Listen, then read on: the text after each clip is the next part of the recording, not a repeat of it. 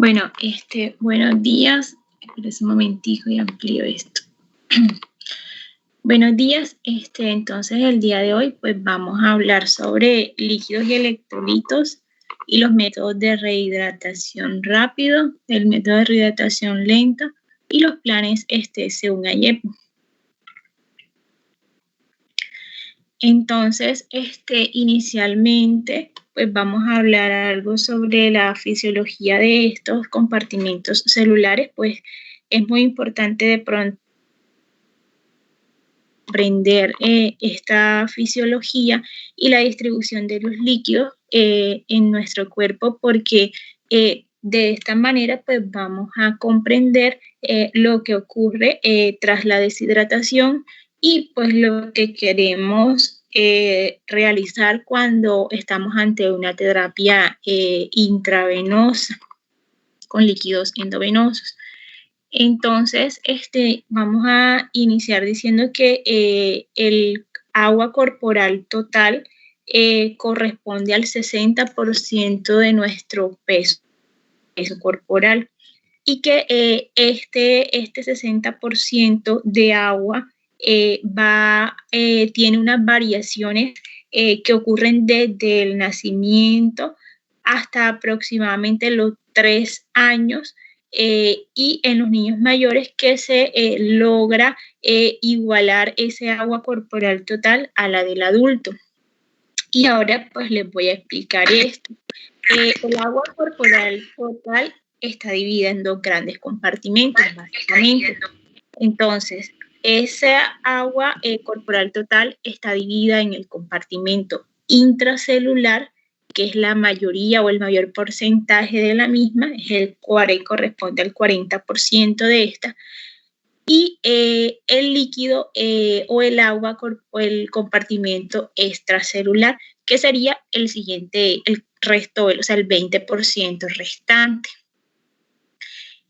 A su vez, el líquido extracelular o ese compartimento extracelular va a estar subdividido. Entonces, ese compartimento extracelular se divide en el plasma, que vendría siendo entonces el líquido intravascular, que corresponde al 4%. El líquido intersticial, que es ese líquido que tenemos en los tejidos o alrededor de estas células y que en realidad está separado de ese líquido intracelular por esas membranas celulares, y ese corresponde entre el 14 o el 16%. Y hay una pequeña proporción de resto de líquido, que es el líquido transcelular, que corresponde del 1 al 2.5 o 3%. Ese líquido transcelular es el que encontramos, por ejemplo, el líquido cefalorraquídeo, líquido ocular, líquido articular o sinovial, que encontramos en el líquido a nivel de la vesícula, páncreas, hepático. Ese correspondería al líquido transcelular. Y cada uno de estos compartimentos tiene concentraciones iónicas o de solutos diferentes, y esto permite que haya un adecuado balance hídrico. Normalmente el feto, las variaciones de estos líquidos están desde el feto. En el feto, el agua corporal total 95% de su peso corporal. Y de este 95%, el 65% es volumen extracelular. Si vemos, hay una gran diferencia con la del adulto, donde el menor porcentaje es el líquido extracelular. En el recién nacido pretérmino y en el recién nacido a término, ellos tienen también mayor cantidad de volumen extracelular, mayor cantidad de volumen corporal total, y de ese corporal total el mayor porcentaje extracelular. Por eso estos pacientes, y en los menores de 2 años, pues son más fáciles de deshidratar, porque su cantidad de volumen extracelular es mayor y su mayor peso corporal es agua. Entonces, en el recién nacido pretérmino, su porcentaje de agua corporal total es del 75 al 90%, siendo el 45 al 50% líquido extracelular y el 35 al 50% intracelular. En el recién nacido a término, el 70 al 75% es agua corporal total y de líquido extracelular aproximadamente son el 40% y el intracelular entre el 35 y el 45%. Cuando ellos en las primeras semanas de vida, los primeros 10 días, ellos pierden, los recién nacidos a término, pierden del 5 al 10% de su peso corporal. Y esto se da gracias al inicio de la diuresis y de las pérdidas insensibles, que es por pérdidas a través de la piel y a través de la piel y a través de la respiración.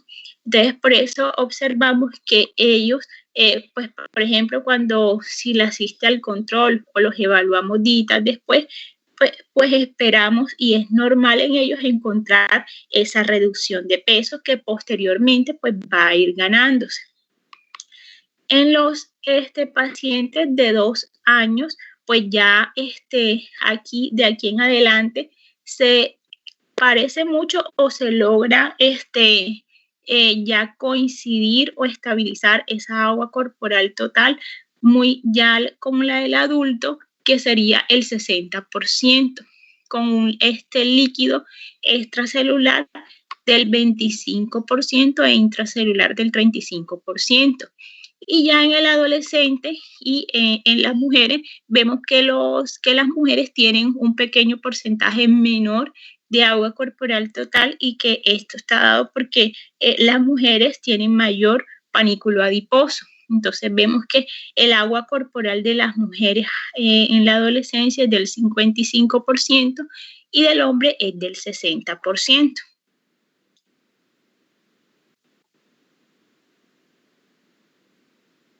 Bueno, entre esos compartimentos que ya les mencioné anteriormente, ocurre un intercambio de líquidos entre ellos, que va a permitir que se dé un equilibrio entre estos. Entonces, el compartimento o el espacio intracelular, la regulación de se va a conseguir gracias al efecto de la osmolaridad plasmática y se va a dar a través de cambios en el balance hídrico. Es importante porque va a permitir un balance adecuado a nivel de esas células y el mantenimiento del volumen plasmático, que es muy importante para permitir una perfusión a nivel tisular, se va a relacionar con la regulación del equilibrio del sodio. Entonces, ¿qué es lo importante aquí? Que debe haber, que el sodio y el agua son muy importantes para mantener el equilibrio entre esos líquidos corporales y que estos van a estar mediados por unas fuerzas osmóticas que van a ser responsables de distribución del agua en este organismo. Entonces, el agua es como observamos aquí en la diapositiva del lado izquierdo, vemos que el agua tiene la capacidad de difundir o de pasar libremente en la mayoría de las membranas celulares. Entonces, si tenemos 2 espacios, el agua va a pasar de un lado a otro si en pues no hay un soluto pues que lo contrarregule o que lo impida. Entonces, si en estos 2 compartimentos que tenemos aquí, a un lado, que es del lado izquierdo, le agregamos glucosa, por ejemplo, ¿qué va a pasar? El agua va a pasar desde el lado donde hay menor concentración de glucosa hacia el lado donde estamos agregando la glucosa. Esto porque esto que va a causar va a hacer que haya un aumento de las presiones en esos compartimentos y es lo que se va a denominar presión hidrostática, que es la que tiende a llevar el agua de zonas de mayor presión hacia zonas de menor presión. Entonces, ¿qué es la presión hidrostática? Es la presión que ejerce ese fluido en un compartimento. Y la presión osmótica es la presión que se va a oponer a esa fuerza, a esa presión hidrostática. Entonces, esa presión osmótica está dada por unos solutos. Hay solutos que son osmoles, que son efectivos, y hay unos moles que son inefectivos. ¿Cuáles son los osmoles efectivos en el plasma o en la sangre? Por ejemplo, la glucosa, el sodio en el espacio extracelular y el potasio en el espacio intracelular. Es decir, que estas sustancias van a hacer que esa agua de ese espacio donde se encuentre no pase hacia el otro espacio, ya sea extracelular o intracelular. Hay sustancias o hay solutos que son liposolubles, como por ejemplo la urea, así como vemos en el cuadrito que está aquí abajo. Entonces, la urea, si agregamos en dos compartimentos agua y adicionamos urea, entonces no va a pasar agua de un lado a otro, sino que es la urea la que se va a transportar de un lado a otro y en minutos pues vamos a tener que en ambas va a haber un equilibrio. Esos son moles osmoles inefectivos. Entonces, ¿qué es la osmolaridad plasmática? La cantidad de solutos osmóticamente activos en un litro de solución. O sea, aquellos componentes que ya les mencioné que se encuentran en el plasma y que van a atraer moléculas de agua hacia el espacio en donde se encuentren, hacia el espacio intravascular. Y entonces esta va a variar en rangos que van de 280 a 295 miliosmol por litro y se calcula en base a esas sustancias que ya les mencioné. Ahí abajo les anoto la fórmula para calcular la osmolaridad plasmática, que es 2 por sodio más potasio más glucosa entre 18 más boom entre 2.8 y pues de esta manera la podremos obtener. El intercambio de agua entre el espacio, entre el plasma y el líquido intersticial intervienen ciertas fuerzas. Pues entonces, ¿cuáles son? La presión hidrostática y la presión oncótica. Entonces, como para explicarles de alguna manera, la presión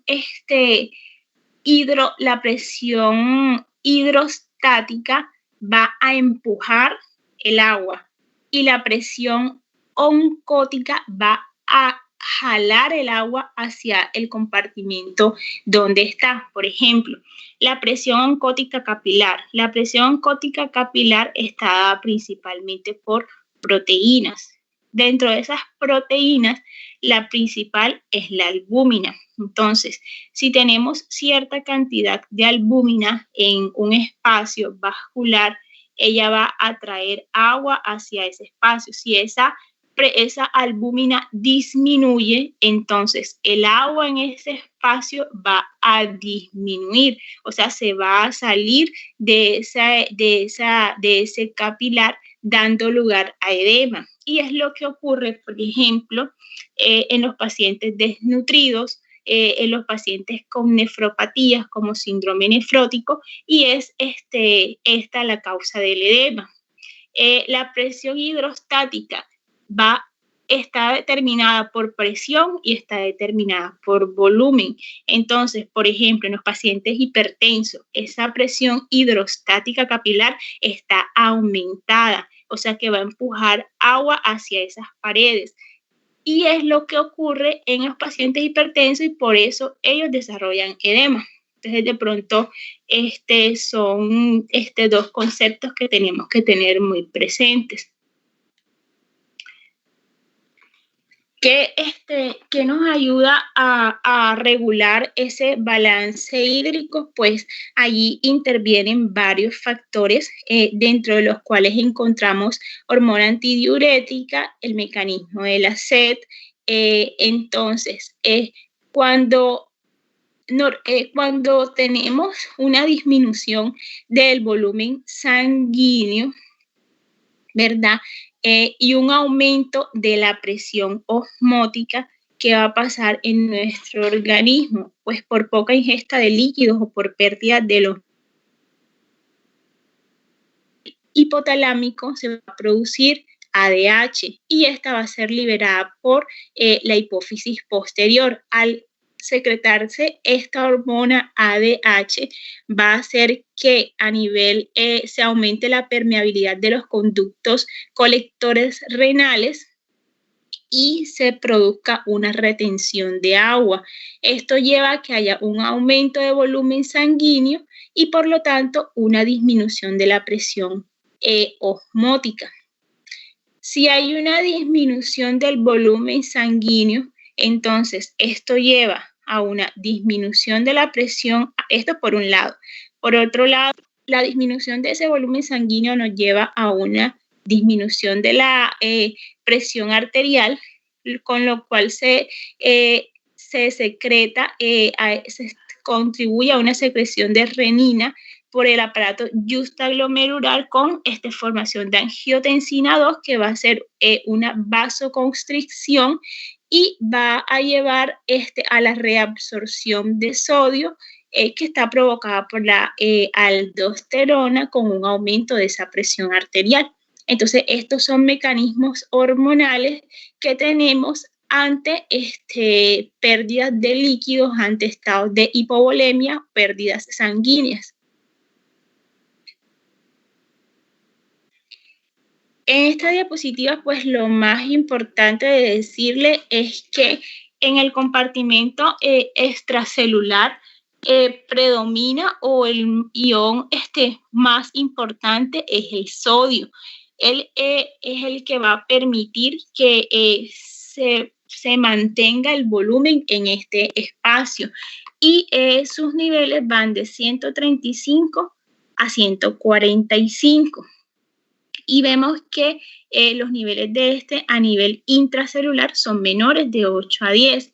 Por el contrario, con respecto al potasio, sus volúmenes o sus niveles son mayores en el espacio intracelular. Entonces vemos que es más importante para mantener ese volumen dentro de la célula el potasio, y para mantener el volumen fuera de la célula, o sea, en el espacio extracelular, el sodio.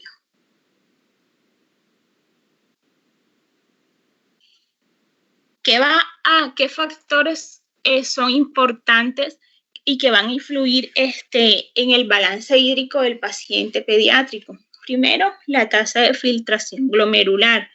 La tasa de filtración glomerular nos va a, o sea, es importante, y con esta vamos a poder determinar la función renal, la funcionalidad renal de ese paciente pediátrico. Esta tasa de filtración glomerular siempre es importante saber que varía según la edad del paciente. Y pues existe una fórmula, que es la fórmula de Schwartz, que siempre la tenemos que tener presente y que la calculamos teniendo en cuenta la talla en centímetros por una constante K que varía y está aquí arribita en el paciente desnutrido, en el paciente menor de 12 meses y en el paciente mayor de 12 meses hasta la adolescencia, 0.33, 0.45 y 0.55 respectivamente. Entonces, la talla por ese constante entre la creatinina plasmática nos va a dar la tasa de filtración glomerular. Entonces, ¿qué es importante saber de esto? Que el niño, en el recién nacido a término, esa tasa de filtración glomerular está disminuida y es normal. Corresponde a 39 mililitros por minuto por 1.73 metros cuadrados. Y esta tasa de filtración glomerular va a ir aumentando progresivamente. Aproximadamente a los 2 años es que logra alcanzar la tasa de filtración similar a la de un adulto, de aproximadamente 127 mililitros minuto por 1.7 metro cuadrado, y que su valor va entre 89 y 165, o sea, ese es el rango. El volumen urinario en los niños es menor que en el paciente adulto, y es de 600 a 1.300 mililitros por día, a diferencia del adulto, que es de 1 a 2 litros. Y además los niños tienen una capacidad menor para concentrar la orina que los adultos. Entonces, estos 3 factores influyen en ese balance hídrico de estos pacientes pediátricos. ¿Por qué los niños tienen mayor riesgo de deshidratación? También hay varios factores asociados a esto. Ellos tienen unas mayores pérdidas insensibles. ¿Cuáles son las pérdidas insensibles? Son esas pérdidas que no logramos ver, que se dan a través del sudor y a través de la respiración, o sea, a través de la piel por evaporación y con la respiración al exhalar aire húmedo. Entonces, los niños tienen una mayor superficie corporal, por lo tanto, pues van a tener más pérdidas insensibles que los adultos. Y los niños tienen una mayor frecuencia respiratoria, que puede ir incluso hasta 60 en los neonatos por minuto en el primer mes de vida, y con esto pues también aumenta sus pérdidas. Ya esta frecuencia respiratoria pues va a ir disminuyendo a medida que el niño va creciendo, pero inicialmente es mayor. Además, los niños también tienen unas mayores pérdidas fecales. Tienen una mayor cantidad de deposiciones al día, sobre todo en los primeros años de edad, por una inmadurez de su sistema gastrointestinal, y eso se ve al reflejo gastrocólico. Ellos comen y hacen popó. Por eso tienen un mayor gasto fecal con respecto a la del adulto. Y esto hace que tengan mayores pérdidas y mayor riesgo de deshidratación. Cuando hay un desbalance entre el aporte que tengamos y las pérdidas, puede llevar al paciente a una deshidratación. Entonces, la deshidratación puede estar dada por 3 mecanismos. Primero, porque haya un incremento de las pérdidas. Las pérdidas pueden estar dadas por causas intestinales, y dentro de esas causas intestinales encontramos los vómitos, las diarreas, el uso de sondas y las fístulas intestinales. Y también pueden tener causas extraintestinales, dentro de las cuales son importantes las quemaduras. Por ejemplo, esta es bastante importante, el uso de diuréticos, diuresis osmóticas, poliuria y fiebre. Estas son por incremento de las pérdidas. Cuando hay una disminución de aporte, aquí es muy importante la desnutrición. Y en esta disminución de aporte de la desnutrición es importante saber, pues todavía no hemos llegado a los signos de deshidratación, pero ya hablaron de ellos ayer. Entonces, es importante saber que en la desnutrición esos signos de deshidratación no van a ser igual a la de un paciente que no curse con desnutrición, y es algo que siempre tenemos que tener en cuenta. El paciente desnutrido no podemos usar el enoftalmo como signo de deshidratación, no podemos usar el pliegue cutáneo como signo de deshidratación, porque ellos ya tienen poca cantidad de tejido adiposo, y pues vamos a tener un signo que puede ser falsamente positivo. Una disminución de la absorción o desplazamiento de líquido. Por ejemplo, el síndrome de intestino corto, algunos fármacos, intolerancia a la lactosa o que simplemente este líquido se pase hacia un tercer espacio, como ocurre, por ejemplo, en los pacientes con dengue o en la sepsis. Entonces, ese paciente que estamos hidratando y que observamos que no tiene una mejoría, pues hay que buscar otra causa que no sean pérdidas gastrointestinales, que es lo que usualmente ocurre en pediatría, y debemos mirar si un paciente que está séptico, un paciente que curse con dengue y que el líquido se nos esté yendo hacia otro espacio que no sea el vascular. En un paciente con deshidratación, vamos a encontrar que la clínica se puede dividir en tres. Vamos a encontrar ese paciente tiene una pérdida de peso, hay signos que son de deshidratación extracelular y signos que son de deshidratación intracelular. Importante la pérdida de peso. ¿Por qué? Porque ya vimos anteriormente que el peso corporal de un paciente, que el agua corporal es el 60% de ese peso corporal. Por lo tanto, ante pérdida de líquido va a haber pérdida de peso y es importante para determinar el grado de deshidratación que tenga ese paciente y va a ser uno de los criterios de gravedad. Entonces, sería ideal o sería importante saber el peso que tiene el paciente.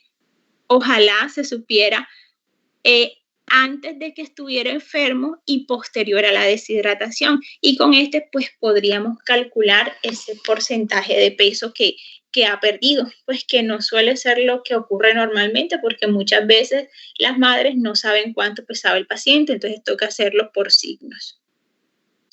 Los signos de deshidratación extracelular se incluyen signos de pliegue positivo, ojos hundidos, frialdad de la piel, depresión de la fontanela anterior, descenso de la presión arterial, que clínicamente vamos a encontrar un paciente con pulso débil y rápido, pueden haber extremidades frías y oliguria por disminución de ese filtrado glomerular y signos de deshidratación intracelular, en los cuales son sensación de sequedad de mucosas, signos de compromiso cerebral como es hiperreflexia, irritabilidad, convulsiones, somnolencias, entre otros.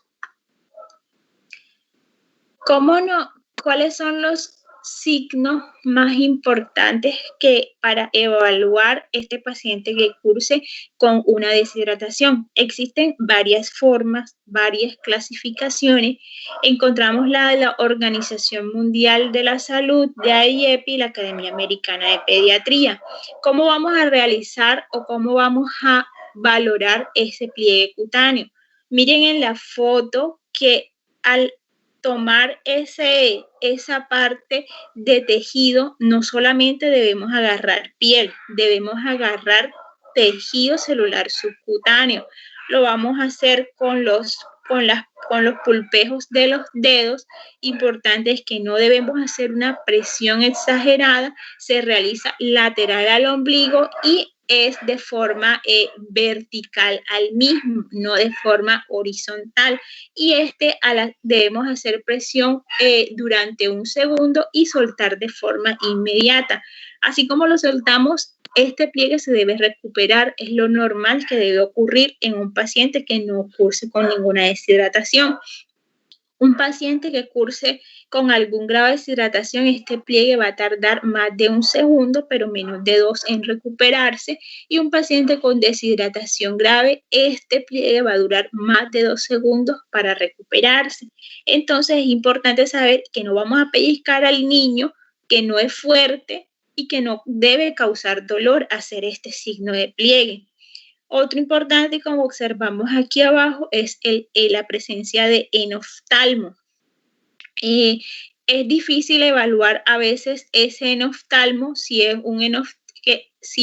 que el paciente tenga ojos hundidos o que tenga los ojos muy hundidos. Entonces, hay que preguntarle a la madre en ocasiones cómo son los ojos del niño, sobre todo también en el paciente desnutrido que normalmente tiene ojos hundidos. Entonces, vamos a valorar la condición del paciente, los ojos, la sed y la turgencia de la piel. Esos son los 4 ítems que vamos a evaluar. Y dependiendo de la presencia de cada uno de estos, vamos a clasificar esa deshidratación. Entonces, en la condición A, el paciente está una condición buena, el paciente está alerta. B, el paciente está inquieto, irritable. Y C, está letárgico o inconsciente. Los ojos normal, hundidos o muy hundidos. La sed, el paciente está normal, no está cediendo, o está sediente y bebe ansiosamente. Y C, bebe muy poco o no es hábil para beber, o sea, bebe con mucha dificultad o no puede beber. Y la turgencia de la piel es rápida, despacio o muy despacio.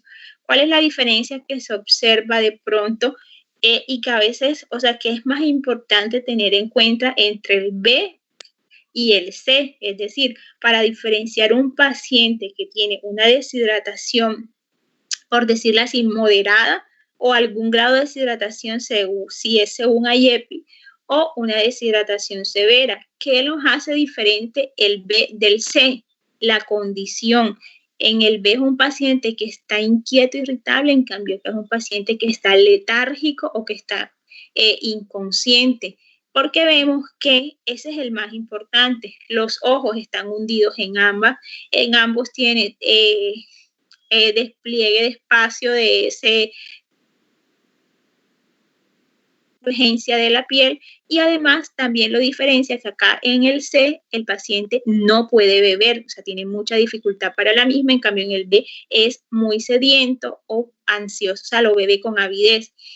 Si el paciente tiene menos de 2 signos de la columna B y de la columna C, es un paciente que tiene una deshidratación menos del 5%. Si el paciente tiene más de 2 signos de la columna B, tiene una deshidratación moderada, que es entre el 5 y el 10%. Esto, el 5 y el 10% se refiere al porcentaje de peso corporal que ha perdido el paciente. Y el paciente que tiene más de 2 signos de la columna C tiene una deshidratación grave que corresponde al más del 10% de la pérdida de su peso corporal. Esta es la clasificación de IEPI y que de pronto la conocen más y están más socializados con ella. Entonces, IEPI nos clasifica al paciente.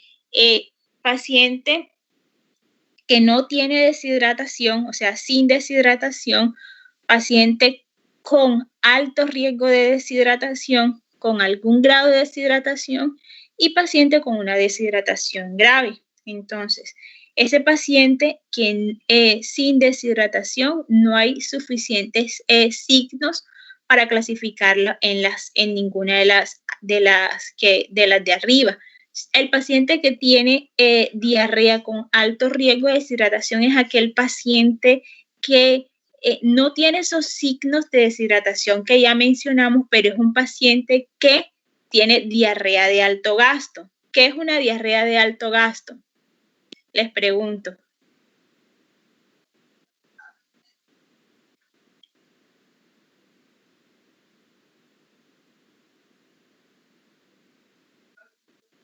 Hola.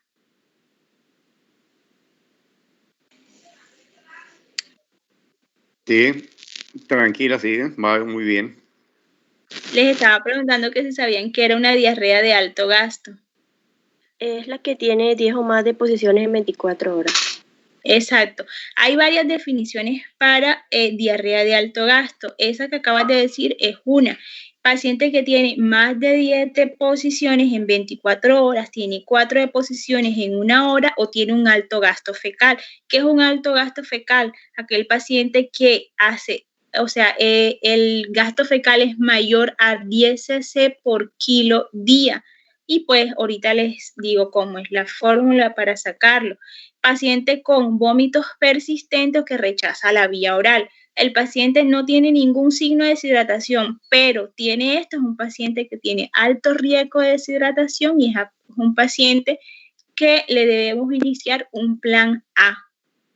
El paciente que tiene diarrea con algún grado de deshidratación, entonces encontramos dos de los siguientes signos que ya les mencioné anteriormente. Un paciente que está intranquilo, irritable, ojos hundidos, bebe ávidamente o bebe con sed, tiene un pliegue cutáneo que se recupera en menos de 2 segundos. Es un paciente que podemos o debemos observar e iniciar un plan B supervisado. Un plan B que lo hacemos pues allá valorándolo en la institución. El paciente que tiene una diarrea con deshidratación grave, entonces tiene dos de los siguientes signos. ¿Cuáles son? El paciente está letárgico, inconsciente, tiene ojos hundidos y vemos que se repiten las dos, o sea que no nos va a diferenciar la grave de algún grado de deshidratación. No puede beber o bebe con dificultad, entonces vemos que nos diferencia de algún grado de deshidratación, y el pliegue cutáneo se recupera muy lentamente. Si el paciente tiene una diarrea con este grado de deshidratación que es grave, es un paciente que urgentemente debe ser referido a un hospital. Indiscutiblemente le vamos a hacer un plan C, que ahora les vamos a explicar. Entonces, ¿qué significa que el paciente tiene diarrea con algún grado de deshidratación? Que ese niño ha perdido entre el 5 y el 10% de su peso corporal. ¿Qué quiere decir esto? Que ha perdido entre 50 y 100 cc por mililitro cc por kilo. Entonces, en IEPI, ¿qué hacen? Hacen un promedio de 75 cc por kilo, que es la forma como vamos a reponer esos líquidos en este paciente que tiene algún grado de deshidratación, y es de aquí de donde sale ese 75 cc por kilo. Los pacientes que tienen una diarrea con deshidratación grave tienen un déficit que es mayor a 10%, es decir, que esos pacientes han perdido 100 mililitros por kilo o más, porque puede ser más, 100 mililitros por kilos en menores de 2 años. Y eso también es la cantidad que vamos a reponer. Ahora lo vamos a ver con un ejemplo.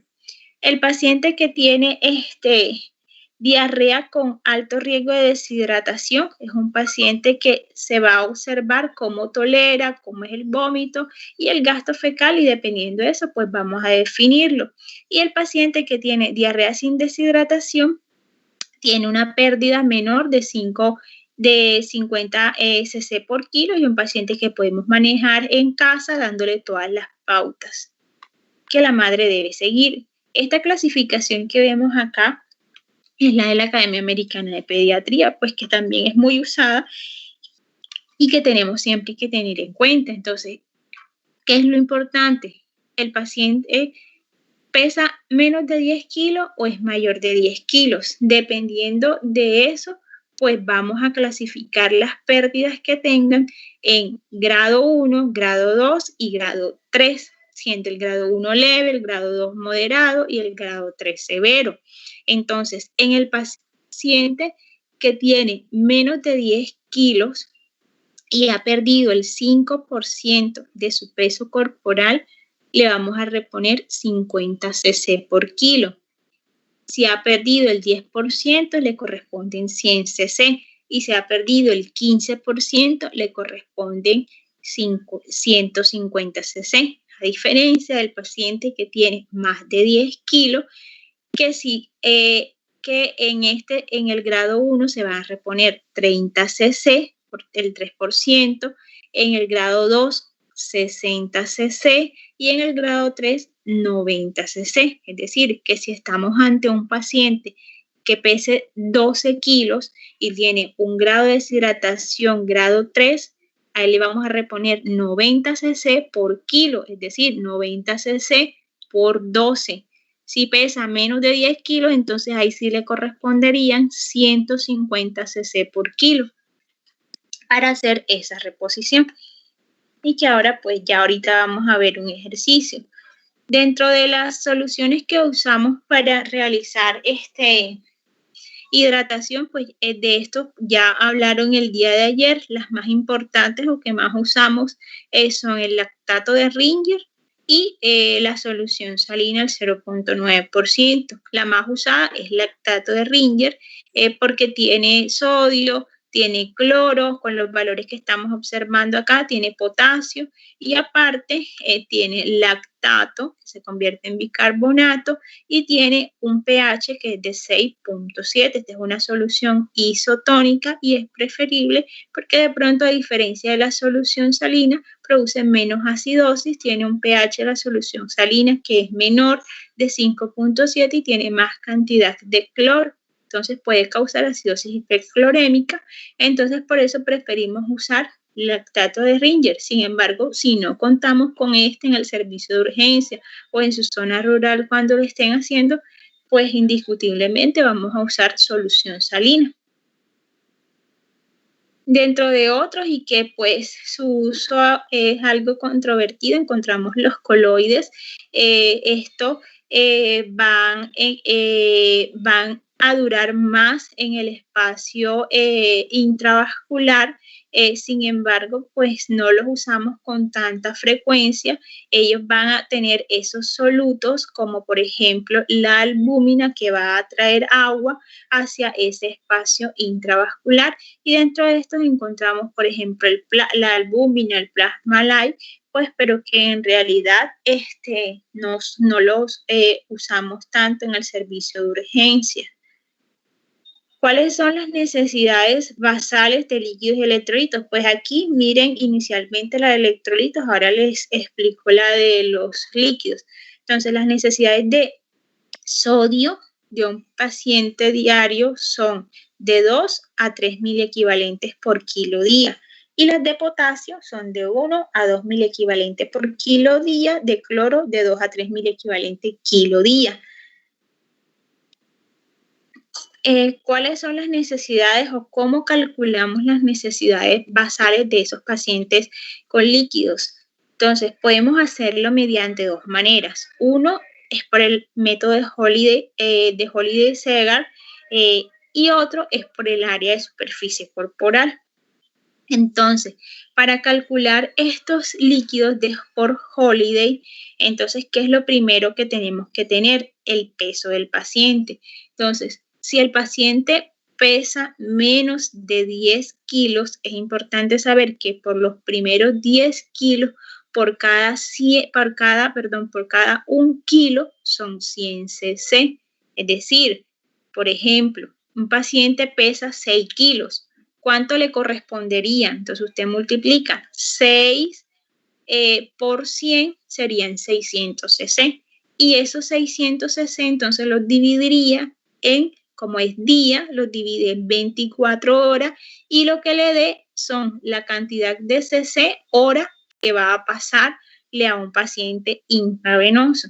Si ese paciente pesa más de 10 kilos, es decir, pesa 11 kilos, por ejemplo, entonces se le va a sumar, y pesa menos de 20 kilos, se le va a sumar por ese kilo que pase más de los 10 kilos, 50 cc. Es decir, por ejemplo, tenemos un paciente que pesa 12 kilos.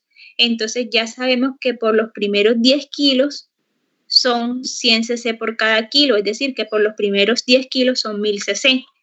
Y son 2 kilos más allá de esos 10 kilos, porque son 12 kilos. Entonces, 2 kilos por 50 son 100 cc, más los 1000 que nos teníamos por los primeros 10 kilos serían 1100 cc. Entonces, este paciente requiere 1100 cc en 24 horas. Divide 1100 entre 24 y le da la cantidad de cc que va a pasar en 24 horas. Si el paciente pesa más de 20 kilos, entonces más allá de esos 20 kilos, por cada kilo de más que tenga después de esos 20 kilos, le va a sumar 20 cc por cada kilo. Es decir, por ejemplo, un paciente pesa 23 kilos.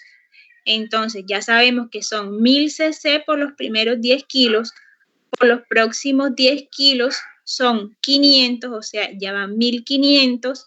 Y por los, como pesa 23, 3 por 20 serían 60, o sea que a ese paciente le corresponderían 1560 cc en 24 horas. Y si lo quieres pasar ahora, usted 1560 entre 24 y le da la cantidad de cc que va a pasar en 24 horas.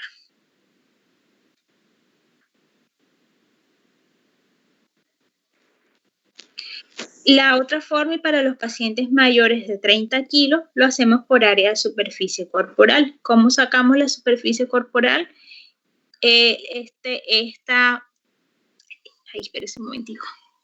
El corresponde al peso por 4 más 7 entre el peso más 90. Y lo que nos dé, pues entonces lo vamos a multiplicar por los líquidos pues basales normales que son entre 1600 y 1800. Por ejemplo, si nos da un área de superficie corporal de 0.9, entonces multiplica 0.9 por 1600 y eso es lo que le correspondería en 24 horas y después lo divide entre horas. Entonces, ya pues el día de ayer les habían explicado los planes de rehidratación A y B. Pues de igual forma se los voy a mencionar brevemente. El plan A, pues lo vamos a indicar como ya vimos en aquel paciente que no esté deshidratado y que pues pero cursa con diarrea y que lo vamos a enviar a su casa. Entonces, ¿qué es importante en este paciente? Reponer las pérdidas. Ese paciente no está deshidratado, pero tiene diarrea, entonces debemos reponer esas pérdidas para que ese paciente no se deshidrate y pues no tenga que acudir a urgencias nuevamente. Entonces, a ese paciente, por cada pérdida que tenga, por popó, por vómito, debe reponerse sales de rehidratación oral o suero oral, que se puede hacer de dos formas. En IEPI, ¿qué nos dice? El paciente menor de 2 años reponga entre 50 y 100 cc después de cada deposición. En el paciente de 2 a 10 años, de 100 a 200 cc después de cada deposición. En los niños mayores, pues tanto como deseen. Una forma de hacer diferente, pues también de hacer esa reposición de pérdidas es reponer esas popos volumen a volumen. Entonces, ¿cómo se repone? 10 cc por kilo, por ejemplo. Un paciente que pesa 5 kilos, usted multiplica 5 por 10, son 50. Entonces, cada vez que ese niño haga popó, usted debe darle 50 cc de suero oral y así no se va a deshidratar. Entonces, en este plan de rehidratación se debe dar más líquido de lo habitual para prevenir la deshidratación. El niño debe continuar comiendo normalmente, se debe administrar zinc si cursa con diarrea y enseñarle a la madre los signos de alarma y al padre para consultar y las medidas preventivas de aseo, de lavado de manos. ¿Cuál es el plan B? Entonces, como les había explicado anteriormente, un paciente que le vamos a iniciar un plan B es porque tiene, según IEPI, algún grado de deshidratación. Es decir, que ese niño ha perdido entre el 5 y el 10% de su peso corporal. O sea que ha perdido entre 50 y 100 cc por kilo. Y esa es la fórmula que observamos aquí abajo en la diapositiva. Y es de donde salen esa cantidad de volumen. Hacen un promedio que es de 75 cc por kilo. Y esto se va a administrar en 4 horas. Dan unas pautas que es dependiendo de los meses, de los años, pues, pero me parece que aprenderse eso es como más complicado, más difícil y a veces no vas a tener esa tablita a la mano para poder realizarlo. ¿Sí? Entonces, ¿qué es importante? Aprenderse que en el plan B son 75 cc por kilo y lo que nos dé lo vamos a pasar en 4 horas. Entonces, por ejemplo,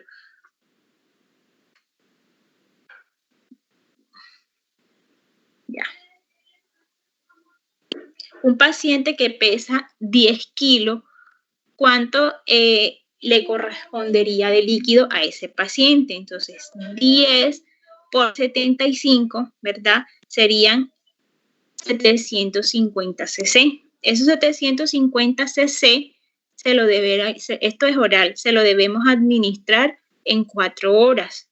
Pero no le vamos a decir a la mamá, dele 750 cc en esas 4 horas y yo lo vengo a ver más tarde. No, porque es algo que debemos ir evaluando de forma continua y pues la mamá no va a saber en cuánto tiempo le va a dar, o sea, sí es en 4 horas, pero cómo le va a dar esos 750 cc. Entonces usted viene y divide 750 cc entre 4 para que sepa cuánto por hora le va a dar y son 187 cc. Sin embargo, sigue siendo bastante para dársela de un solo a un niño. Entonces usted divide esos 187 cc entre 6. ¿Cuánto le da? 31 cc. Entonces es más fácil que le diga a la mamá, dele 1 onza cada 10 minutos. Entonces ya ahí la madre entiende y usted puede venir a verla a los 30 minutos y sabe que se debe haber tomado 3 onzas en esos 30 minutos y evalúa cómo está el grado de deshidratación, si necesita continuarlo, si lo ha tolerado o si sencillamente puede ser manejado en casa. O sea, no es obligatorio terminar esas 4 horas para determinar la conducta ambulatoria que podemos tener con este paciente. Y sí es importante tener claro esta forma para sacar los líquidos.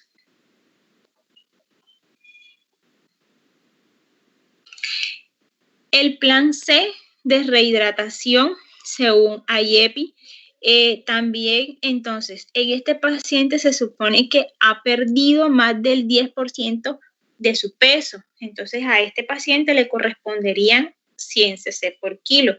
Sin embargo, pues también es importante recordar que pudo haber perdido más de esos 100, de ese 10%, sino el 50%. Entonces, no le corresponderían 100, sino 150, pero IEPI lo pone en 100 cc por kilo. Entonces, ¿de qué depende qué varía acá? El tiempo en el cual se va a administrar esa cantidad de líquido. Si el lactante es menor de 12 meses, esos 100 cc por kilo se administrarían entonces en 6 horas. Si tienen más de 12 meses, se administrarían en 3 horas. Esos 100 cc se dividen en 70 cc por kilo que se pasan en 1 hora en el paciente, en la primera hora, en el paciente menor de 12 meses y el resto, que sería 70 cc, en 5 horas. Para completarlo, las 6 horas. Si el paciente tiene más de 12 meses, entonces esos 30 cc por kilo se pasan en 30 minutos y luego los próximos 70 cc por kilo se pasarían en 2 horas y media. También es importante saber que tampoco tenemos que administrarle esta carga de volumen tan grande. Debemos evaluar continuamente a este paciente porque muy probablemente un paciente, después de 1 hora de estar administrándole esta cantidad de líquido, se recupera y no tenemos que terminar de pasar esa gran cantidad de volumen. Entonces, ¿qué nos indica? Se debe evaluar cada media hora. Si la hidratación no mejora, se aumenta el goteo, se puede repetir otra carga si el pulso es débil o si después de 6 o 3 horas el paciente persiste deshidratado. Evaluar el estado de hidratación y elegir el plan de tratamiento apropiado. O sea, si se pasa a plan B, a plan o a plan A para continuar ese tratamiento. Y siempre lactato de Ringer, que es lo más importante. Si no se encuentra en un centro de salud para el tratamiento intravenoso, esto se puede iniciar por vía oral o si no se pudo canalizar el paciente, se puede colocar una sonda orogástrica y entonces se pasan los bolos a 20 cc por kilo hora durante 6 horas. Si el abdomen se distiende, entonces lo colocamos más lento.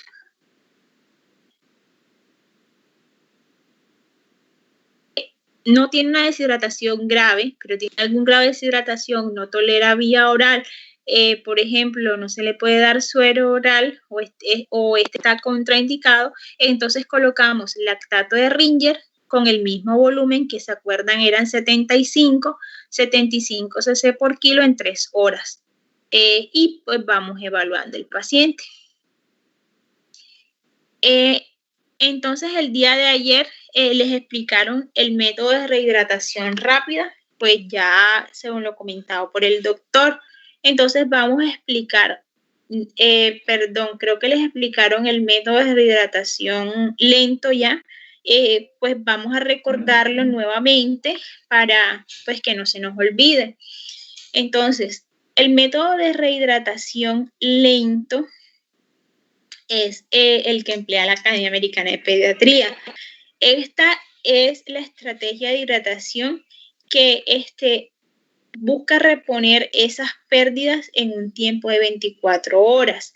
Dice que es la forma que es más fisiológica para hidratar, se pueden usar en todos los tipos de deshidratación, sin embargo, pues tiene algunas indicaciones importantes y esta no abusa de grandes cargas de líquidos. Entonces, ¿qué es lo más importante de este método y en quiénes? Sobre todo porque hay muchas indicaciones, está indicado y que no debemos olvidar aquel paciente que tiene una cardiopatía y que no podemos administrarle grandes cargas de volúmenes de forma rápida.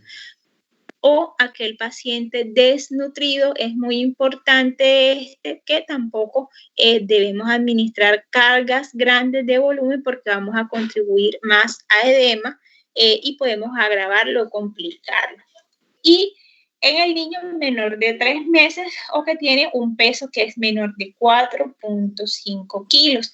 Entonces, estos 3 primeros son importantes y siempre debe hacerse un método de rehidratación lenta, no debemos olvidarlo.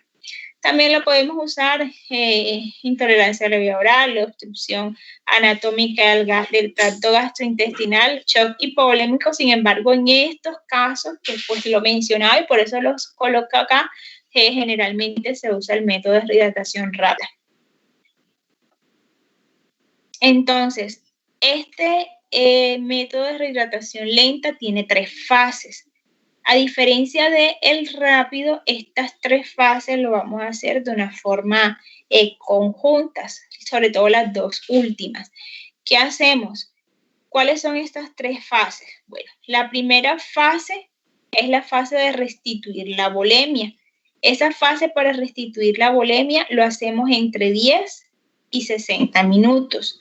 ¿Qué se requiere? ¿Qué es lo importante con esta fase? Recuperar ese volumen vascular y recuperar la perfusión hacia los otros órganos o hacia los diferentes tejidos vitales como el cerebro, riñón, por ejemplo, y que no se vaya a complicar el paciente. La segunda fase, en esta fase, ¿qué vamos a hacer? Vamos a corregir, ahora lo vamos a ver pues con un ejemplo para que les quede más claro.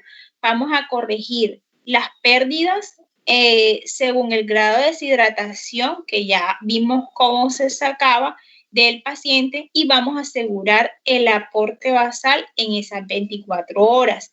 Y en la fase 3, teniendo en cuenta que hacemos la 2 y la 3 al mismo tiempo, vamos a reponer las pérdidas volumen a volumen para que el paciente no vuelva y se deshidrate. Entonces, la fase 1, que vamos a restituir esos volúmenes, ¿cómo lo vamos a hacer? Vamos a pasar bolos de líquidos a 20 cc por kilo y máximo podemos pasar entre 1, 2 y 3 bolos. Máximo 3 bolos. No se sugieren más. ¿Por qué? Porque se formaría un tercer espacio y habría que buscar entonces otra causa de que el paciente esté perdiendo líquido, como por ejemplo pérdidas gastrointestinales, hemorragia, y hay que entonces buscar esa etiología.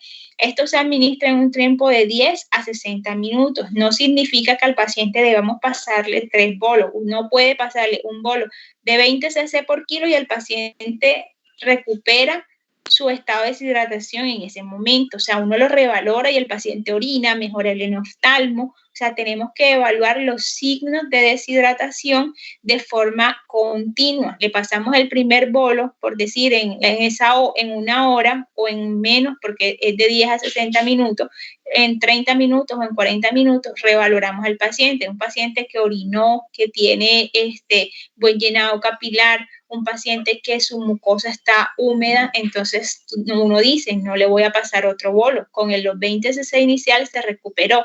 Por el contrario, si es un paciente que le pasamos el primer bolo y es un paciente que todavía no tiene diuresis, que es muy importante para evaluar esta evolución de la deshidratación, es un paciente que tiene todavía ojos hundidos, está somnoliento, uno debe pasarle un segundo bolo y hasta un tercer bolo si esto es necesario. Pero no es una camisa de fuerza. En la segunda fase, ¿qué hacemos? Líquidos de mantenimiento más líquidos según el grado de deshidratación.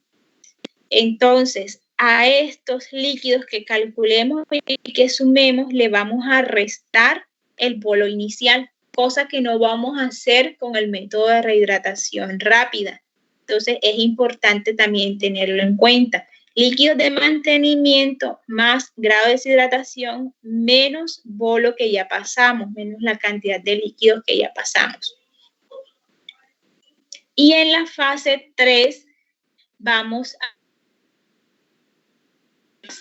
pérdidas, o sea, cada vez que el paciente haga popó, que vomite, esas pérdidas se deben adicionar a la suma de esos líquidos que ya tenemos. Lo hacemos con lactato de Ringer o con solución salina. Podemos hacerlo a 50 cc por kilo día o a 10 cc por kilo por cada pérdida que tenga el paciente, como les había explicado anteriormente. Entonces vamos a hacer un ejemplo. Un paciente de 15 kilos que tiene un grado de deshidratación, una deshidratación severa, le vamos a hacer le vamos a calcular estos líquidos, cómo vamos a hacer esa rehidratación. Entonces, ¿cuál es la primera? Recuperar esa volemia, ¿verdad? Entonces, vamos a calcular 15 kilos por 20, porque le vamos a pasar un primer bolo de líquidos en la primera hora. Entonces, serían 15 por 20, serían 300 cc, ¿ya? Y se lo vamos a pasar en ese tiempo. Por ejemplo, lo podemos pasar en 20 minutos. Si revaloramos el paciente y el paciente todavía está deshidratado, consideramos pasar un segundo bolo, otros 300 cc en otros 20 minutos. ¿Cuánto llevamos? En total, llevamos 600 cc, ¿verdad? Que viene la segunda fase. ¿Qué hacemos en la segunda fase? Vamos a calcular los líquidos de mantenimiento, es decir, los líquidos por holiday, pues teniendo en cuenta el peso del paciente, y vamos a calcularle a esto, vamos a sumarle a esto el porcentaje de deshidratación que tenga en líquidos, y a esto le vamos a restar el volumen, o sea, los 600 cc que ya pasamos. Entonces, por ejemplo, el paciente pesa 15 kilos. 1000 cc por los primeros 10 kilos y 250 cc por los siguientes 5 kilos. O sea, 1250 cc le corresponden por holiday para 24 horas. Como tiene un grado de deshidratación grado 3 el paciente, es un paciente que pesa más de 10 kilos, pesa 15 kilos, entonces a ese paciente con un grado de deshidratación grado 3 le corresponderían 90 cc por peso para ese grado de deshidratación grado 3. 90 por 15 son 1350. Entonces, ese sería el porcentaje de líquido por el grado de deshidratación. Y a eso le vamos a restar el bolo que ya pasamos, que son 600 cc. Entonces, 1250 más 1350 menos 600 nos da 2000 cc en 24 horas. Eso no lo vamos a pasar por hora, así como normalmente lo hacemos, sino que de esos 2000 cc, la mitad de esos líquidos se va a pasar en las primeras 8 horas otro 50% de esos líquidos se va a pasar en las siguientes 16 horas. Es decir, usted divide 1000 entre 8 para que le dé por hora y le queda 125 cc hora en las primeras 8 horas y le quedaría los otros 1000 entre 16 y le quedaría 62.5 cc en 16 horas.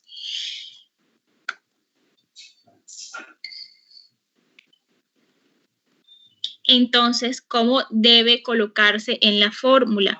Esto se hace con destroza. Recuerden que son ya líquidos de mantenimiento. Los anteriores sí se hacen con solución salina o con lactato de Ringer, pero para colocar los líquidos de mantenimiento colocamos los líquidos destrozados más los requerimientos que el paciente requiere de sodio o de potasio. Entonces, la fórmula debe quedar destroza en agua destilada al 5%, 500 cc. Aquí ahora le agregamos el sodio y el potasio, pues, pero para no confundirlos, inicialmente lo voy a hacer así. Pasar a 125 cc hora en las primeras 8 horas y seguir a 62.5 horas en las siguientes 16 horas. Entonces allí pues ya hicimos esta segunda fase del método de rehidratación lento. Es importante siempre dejar por escrito a qué hora se inicia y a qué hora se finaliza, porque si no, pues la enfermera no va a estar pendiente y esos 125 se van a pasar eternamente. Y en el paso 3, antes de llegar al paso 3, vamos a esta cantidad de líquido que le estamos administrando en 24 horas, ¿qué debemos agregarle? Sodio y potasio. Los requerimientos de sodio son de 2 a 3, generalmente son 3, aquí ya lo había hecho con 2000 equivalentes, así que, pero lo pueden hacer con 3, y de potasio es de 1000 equivalentes por kilo. Entonces usted multiplica 2000 equivalentes por kilo, ¿cuánto pesa el paciente? 15. 2 por 15 son 30.000 equivalentes. El paciente necesita 30.000 equivalentes de sodio o 45 si lo va a hacer a 3.000 equivalentes por kilo en 24 horas. Por cada, entonces lo vamos a dividir. El resultado que nos dé, que es 30.000 equivalentes, lo dividimos entre 2 y eso nos da la cantidad de cc. Es decir, que el paciente requiere 15 cc de natrol en 24 horas para pasarlos a cc. Igual con el potasio, 1000 equivalentes por kilo o 2, si lo quiere calcular a 2, serían 15.000 equivalentes, lo divide entre 2 y le da la cantidad de cc que le va a administrar en 24 horas, que serían 7.5 cc. Esa cantidad de ambos, o sea, de sodio y de potasio, es para 24 horas. Entonces usted se fija cuántos líquidos le va a administrar por Holiday, 1250, o sea, cuántas bolsas de solución son 3, porque cada una viene de 500. Entonces necesita 3 bolsas de solución. ¿Cuánto le debe administrar a cada bolsa? Usted divide esto que nos dio, por ejemplo, los 15 cc, lo divide entre 3 bolsas y le da 5 cc. Es decir, que por cada bolsa de 500 cc usted debe administrar 5 cc de catrol y por cada bolsa de solución usted debe administrar 2.5 cc de catrol, 2.5 cc de catrol. O sea, ¿cómo queda la orden? En sí quedaría destroza en agua destilada 500 cc y allí iría más 5 cc de natrol más 2.5 cc de catrol, pasar a 125 cc hora en las primeras 8 horas y seguir a 62.5 cc hora en las siguientes 16 horas. Y al tiempo que hacemos esto debemos hacer el paso 3, que es reponer las pérdidas, que lo podemos hacer 50 cc por kilo, entonces serían 50 por 15, 750 cc día. Estas pérdidas, esta reposición lo puede hacer con solución salina o con Hartmann, o se lo puede adicionar a ese volumen de líquido pues que ya le está administrando, o lo dejas así hasta el paso 2 y aparte las puedes reponer vía oral o las puedes reponer 10 cc por kilo, como le quede mejor. No sé si me entendieron.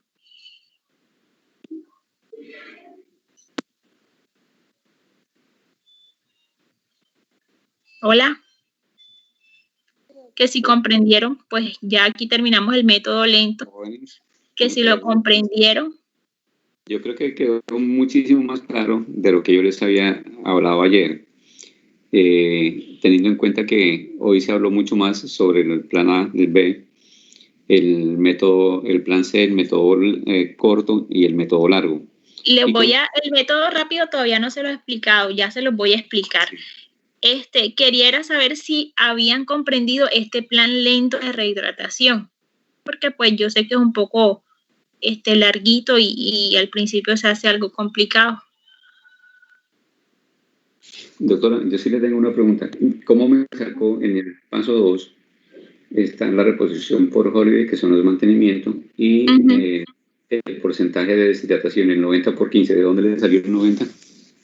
Doctor, porque en los pacientes mayores de 10 kilos, según el grado de deshidratación que tenga, así va a ser la reposición que tenga. Por ejemplo, los pacientes menores de 10 kilos, ¿cómo se repone el grado 1? Se repone 50 cc por kilo. En el grado 2 se repone 100 cc por kilo y en el grado 3 150 cc por kilo. En los mayores de 10 kilos se repone en el grado 1 30 cc por kilo, en el grado 2 60 cc por kilo y en el grado 3 90 cc por kilo. Ok. Es una forma diferente a la que utilizo habitualmente. En la literatura, entre otras cosas, les quería precisamente hacer esa nota. Existen interpretaciones de cómo son los métodos de hidratación. Y no es que sean cosas diferentes, de pronto son una interpretación que realiza cada autor. A veces pues nos confunden, a veces nos enredan y pensamos que quién tiene la razón, quién está equivocado. Y la cuestión no es de que todos los mecanismos, todos los planes de rehidratación que se han diseñado, el único objetivo siempre es tratar de tener claro, por un lado, que si el paciente está deshidratado es que ha perdido líquidos. Si ha perdido líquidos, hace referencia a los líquidos del espacio extracelular que están disminuidos y que eventualmente, si se perpetúan durante mucho tiempo, eso va a provocar alteraciones a nivel celular. Y depende de la estructura anatómica comprometida, pues van a ser en mayor o menor gravedad los síntomas. Reponer esa cantidad de agua que el paciente ha perdido, ¿sí? Reponer esa cantidad de agua que, dependiendo de la etiología, dependiendo de la edad del paciente, entonces puede ser de inicio agudo, súbito, evolución súper rápida, pero que lo lleva a un estado de deshidratación extremadamente grave. O también, dependiendo de la etiología, las patologías, hay patologías que de pronto provocan una deshidratación en cuestión de 24, 36, 48 horas, pero que cuando ya consultan al médico, pues el paciente se lo ve grave, o algunas ocasiones da la sensación de que no está grave, pero eso de que aparentemente no está grave, hay que tomarlo con pinzas, porque puede ser no solamente alteración de líquidos, sino que también pueden haber alteraciones electrolíticas, y a veces las alteraciones electrolíticas son de mayor gravedad y que deben corregirse a tiempo para evitar secuelas, para evitar complicaciones. Sarisa, por ahí estabas levantando la mano. Sí, doctor, sí. Yo tenía una pregunta y precisamente con eso de los 90 cc que la doctora estaba mencionando, y es que ayer usted nos comentó de una fórmula para calcular el déficit y era 50 cc por kilo por grado. Entonces, por lo menos, si este paciente que tiene 15 kilos, si lo multiplicamos por 50 cc por 3, que sería el grado, daría 250, más los 1250 menos los 600, daría en total 2900. Exactamente. Daría en total 2900 cc. Y mi pregunta es, ¿cuál sería la más utilizada? Porque pues de diferencia es casi 1 litro. Exacto. Entonces, Doctora, ¿qué es lo lo que que...? pasa es que eso depende de el... Ah, bueno, otro. Sí, iba a hablar, perdón. O No, sea, no, sí, yo lo que quiero preguntar, o sea, lo que yo quiero preguntar es que cuál es la más utilizada o cuál No, es la que eso depende del peso que tenga el paciente. Ya te voy a buscar la diapositiva en la cual te lo coloqué para que de pronto esté y de pronto yo viendo creería la... que la Mira, respuesta esta a es su la según la Academia Americana de Pediatría. O sea, el paciente pesa menos de 10 kilos o pesa más de 10 kilos. O sea, es eso lo que te va a determinar cuántos cc vas a utilizar en cada grado. Entonces, si el paciente pesa menos de 10 kilos, por ejemplo, pesa 5 kilos, ahí sí vas a usar 150 cc si tiene un grado de deshidratación C. 100, o 8 kilos, 8 por 150 y te va a dar el porcentaje de líquidos que vas a usar. Pero si es un paciente que pesa más de 10 kilos, este es el porcentaje de líquidos que debes usar. 30 cc grado 1, 60 cc grado 2 y 90 cc para el grado 3. O sea que si el paciente pesa 10 kilos y tiene un grado de deshidratación grado 3, usted debe usar 900 cc, o si el paciente pesa 11 kilos, usted debe multiplicar 11 por 90 y serían 1090, creo, si no la matemática, cc en 24 horas. ¿Ya? Sí, exactamente. Pero sin embargo, miren ahí, de pronto tendrían que aprenderse de memoria esta formulita, este cuadrito, que no es nada fácil, no es nada práctico acordarse si es grado 1, grado 2, grado 3 y qué porcentaje de agua le tengo que dar, si es mayor o menor de 10 kilos. Entonces la fórmula, como yo les había explicado ayer, es de que cuando estamos enfrente de un paciente extremadamente deshidratado, la reposición de los líquidos de mantenimiento, aparte de las necesidades basales hídricas indispensables, pues según la fórmula de Holiday-Segal, está la parte B, en la cual se multiplica 50 por kilo de peso por el grado de deshidratación, que siempre es grado 3 cuando el paciente está choqueado. Ese es un volumen que nos va a dar un volumen, es una forma de calcular más rápida de pronto, sí, que nos permite hacer un cálculo más rápido, y también es un volumen generoso. Pero algo importante, todos los esquemas de hidratación no son una camisa de fuerza. Todos los esquemas de hidratación, ¿a dónde llevan? Llevan es a que nosotros tenemos que ser muy objetivos en cuanto a evaluar los signos de deshidratación, a tratar de clasificar el grado, la severidad de deshidratación y de acuerdo a eso diseñar un esquema de reposición de líquidos que puede ser en mayor o menor volumen, en menor tiempo, en más tiempo, pero siempre de una manera dinámica que nosotros lo estamos controlando constantemente, cada media hora, cada hora, ¿sí? Para ver si el paciente se despertó, si mejoró el llenado capilar, si mejoraron los pulsos periféricos, mejoró la tensión arterial, si ya se instauró la diuresis. Entonces, cuando vemos que todos esos elementos empiezan a recuperarse, seguramente te está diciendo, estamos haciendo el trabajo altamente efectivo, estamos asegurando una volemia adecuada, una volemia que permita que se distribuya por toda la estructura del cuerpo en forma armónica y que seguramente van a arrancar todos los procesos metabólicos y el paciente va a retornar a su normalidad. Entonces, seguramente, en el momento que ya estamos mirando que el paciente se recuperó y que las constantes vitales están bien, pues nosotros inmediatamente empezamos a disminuir la cantidad de líquidos que hemos calculado, porque si lo seguimos colocando, porque decimos, no, es que yo le calculé 3.000 centímetros en 24 horas y se los tenemos que pasar, así esté bien el paciente, pues de pronto tampoco lo necesita. De pronto a las 18, 20 horas el paciente mejoró y entonces, ¿para qué le voy a pasar el resto de líquidos que habían estado calculados? Y por eso es importante el balance de líquidos, saber qué cantidad de líquidos se administraron por horario, cada 2 horas, cada 4 horas, cada 6 horas, cuánto eliminado igualmente por horario, y eso es lo que me está dando los parámetros para hacer los ajustes necesarios, ¿ok? Son formas diferentes, hay esquemas diferentes, que no es que alguien más tenga la razón. En muchas ocasiones los esquemas de hidratación se ajustan a la medida de cada uno. De pronto cada uno de ustedes se va a adaptar a un esquema de hidratación. A lo mejor porque se lo explicaron mejor, a lo mejor porque usted congenió mejor con el docente, a lo mejor porque fue mucho más demostrativo y usted se sintió más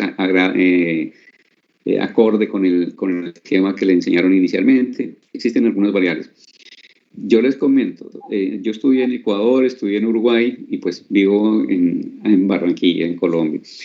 Cuando estudiaba en Ecuador, yo aprendí a hidratar de una manera diferente. Cuando llegué a Colombia, tuve que aprender a hidratar nuevamente de acuerdo a los esquemas que se utilizan en el país. Cuando me volví a ir a Uruguay, aprender esquemas de hidratación como se hacían en Uruguay. Y cuando regresé nuevamente a Colombia, tuve que volver a reaprender nuevamente.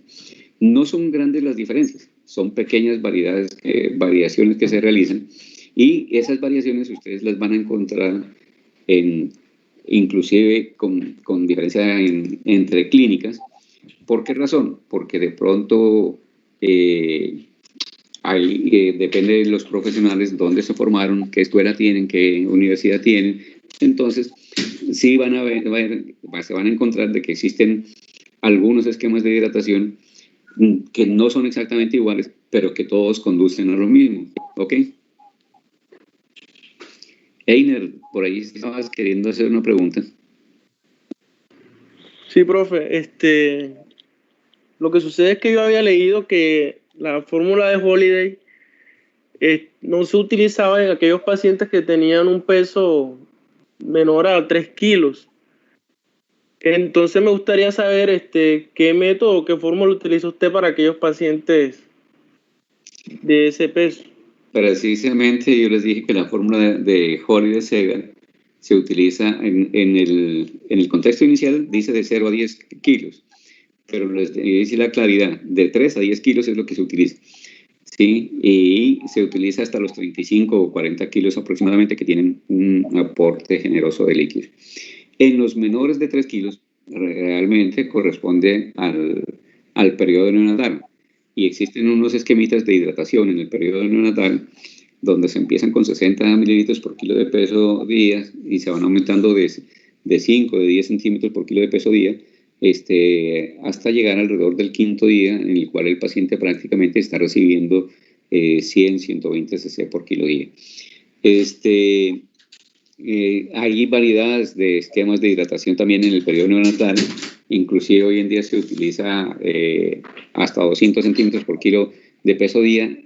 Entre más prematuro es el niño, recuerden que proporcionalmente contiene mayor cantidad de superficie corporal y en mayor proporción es agua. Y eso hace de que los neonatos prematuros extremos son altamente difíciles de manejar, por cuanto las cantidades, los volúmenes de agua que se tienen que manejar relativamente son más altos de lo que uno está acostumbrado, pero que requieren igualmente un monitoreo constante, continuo, para hacer la reposición e irla modificando dependiendo las variaciones que se pudieran presentar desde el punto de vista clínico. Doctora María, ¿querías decir algo más? No sé ya, o sea, ahora viene el método de rehidratación rápida, no sé si ya lo vieron o lo continúen. Ya lo vimos, pero igual lo puede concluir y esperamos más preguntas. Bueno. Doctora, yo tengo una pregunta antes de que inicie, disculpe. Sí, Catalina. En el paso 2, según los requerimientos basales, son 1250 cc, ¿verdad?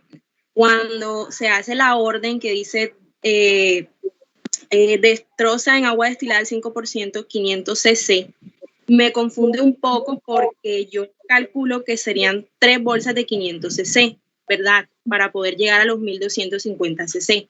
Entonces quisiera que me aclarara un poco de qué manera esos 1250 cc se distribuyen, porque la orden dice 500 cc. Porque los 500 cc es la presentación de la destroza, o sea, no le estás diciendo a la enfermera que le va a colocar 500 cc, sino que de esa forma es que viene la bolsa de destroza al 5%, viene en bolsa de 500 cc. Entonces, para eso estás colocando el resto de la orden que dice pasar 125 cc hora en las primeras 8 horas y seguir 62.5 cc en las siguientes 16 horas. Allí le estás diciendo que en total no son 500 cc lo que va a pasar, en total son 2000 cc lo que está pasando, porque ahí estás colocando lo de Holiday más el grado de deshidratación que tiene el paciente. Ok, doctora, muchas gracias. Catalina, y si tienes la duda con respecto a la concentración de electrolitos que se han calculado para cada bolsa de 500 centímetros, no te preocupes, se preparan igual 3 bolsas de 500 con la concentración respectiva de los electrolitos, y obviamente, como se está pasando de ser posible con bomba de infusión, en el momento que se completaron los 1250 centímetros, se apaga la bomba y los 250 se eliminan porque no hay problema con eso.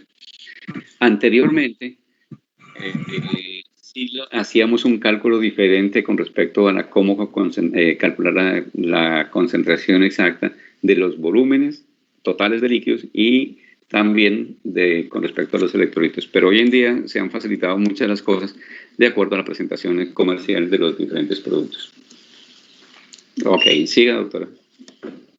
Bueno, entonces, este que ya les expliqué aquí es el método. Bueno, yo les envié la presentación a su compañera, a la doctora Caterina, a la coordinadora de su pregrado. Entonces, si quieren, la comparten para que tengan estos ejercicios y pues los puedan seguir viendo y seguir practicando, porque sé que a veces es difícil al principio aprendérselo así de un solo.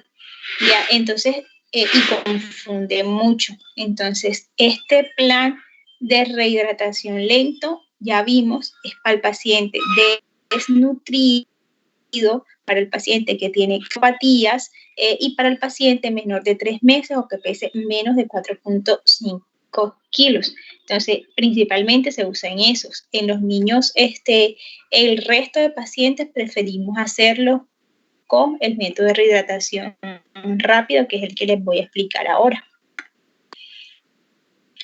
Entonces, este método de rehidratación rápido, ¿qué hace? Repara rápidamente el déficit, responde las pérdidas para no permitir que el niño vuelva a deshidratarse y permite que se haga una alimentación precoz, disminuyendo el riesgo de desplome nutricional.